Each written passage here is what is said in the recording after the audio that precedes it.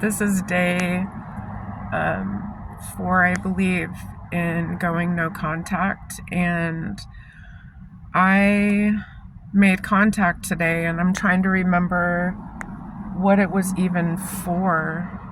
I had a question about I'm trying to sell a generator, and I needed to know, or wanted to know, I didn't need to know if the gas in the gas can was diesel or unleaded, because I was thinking if somebody came over to look at it and there wasn't any gas in it, I'd have to put gas in it.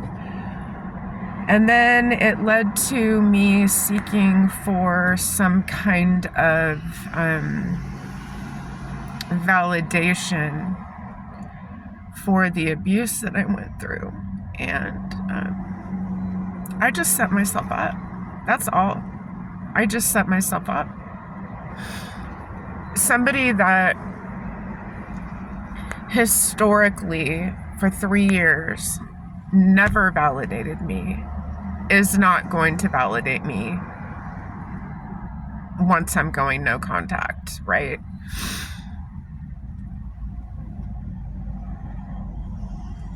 And it reminded me of when I was 24, I reached out to my father, who had abused me from the time I was about 3 years old until I was 8. He abused me with other men. That's a whole nother channel, a whole nother episode.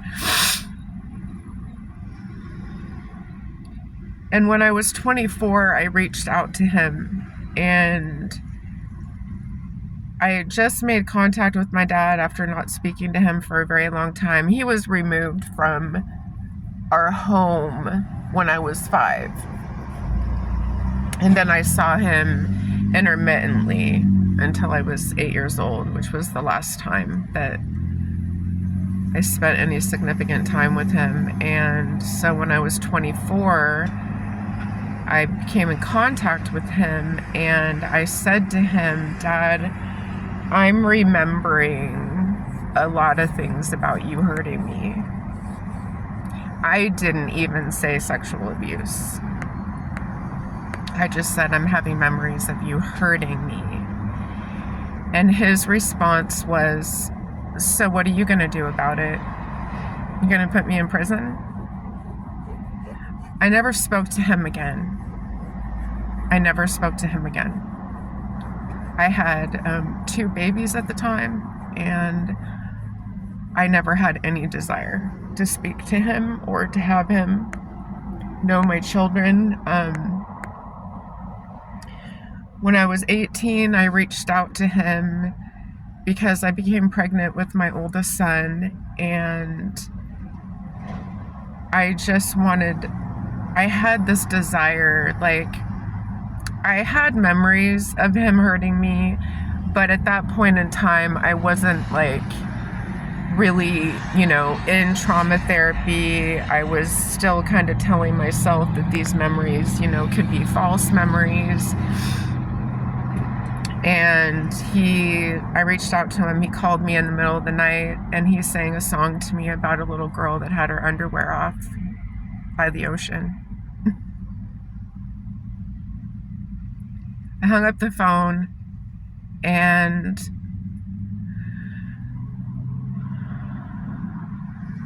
never contacted him again until I was 24. But I never told anybody about that night. I never told anybody. I never told my mother. I never told my sister. I never told my grandparents. I just stuffed it down. So how does that relate to what I'm going through now? Well,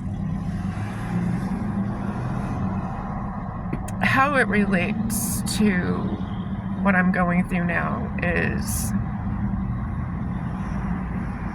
for those 3 years that I was being abused, I don't remember ever crying once. I don't ever remember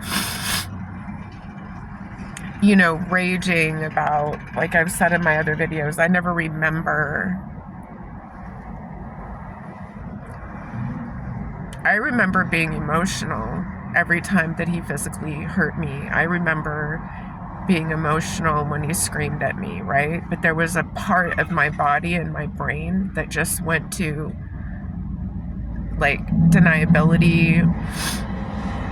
And theoretically, because my father was probably a sociopath, at least, my body and my mind were very adept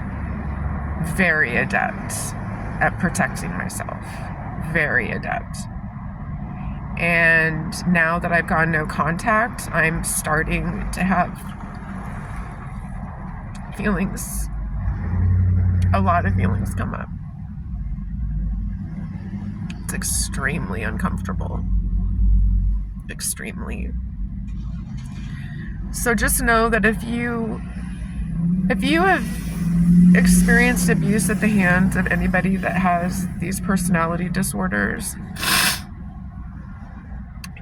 once you decide to go no contact, these are just the things that you're going to go through. Your body and your mind are going to feel safe enough to finally feel for that human being.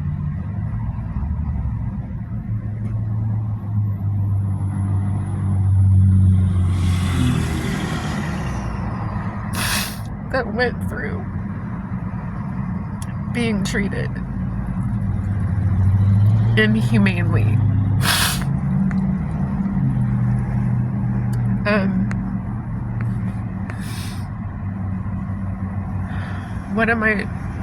One of the hardest things right now is, besides this, is my youngest son's father died of an overdose.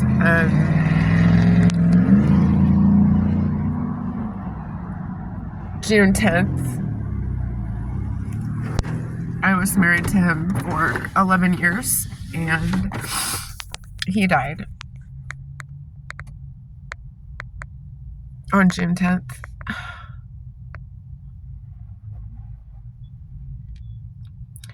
Some of those feelings are coming at my youngest son, watching him go through what he's going through. And I've decided to begin plans to move to Washington because all of our family is there. And now that this relationship has been dissolved, and the only family that my son had here other than me was his dad, and now he's gone. I've made the decision to go back to Washington, and I'm having a hard time wrapping myself around everything that needs to be done. I need to theoretically have to get rid of all of my belongings, which I don't have a lot. I have an RV that I would need to sell. I have a couple of vehicles that I would need to sell, or try to sell, I should say. And my oldest son,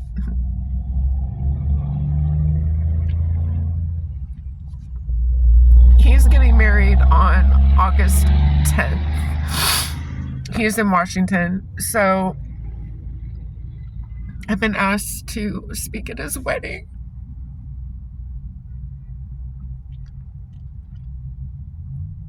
And I'm just trying to stay strong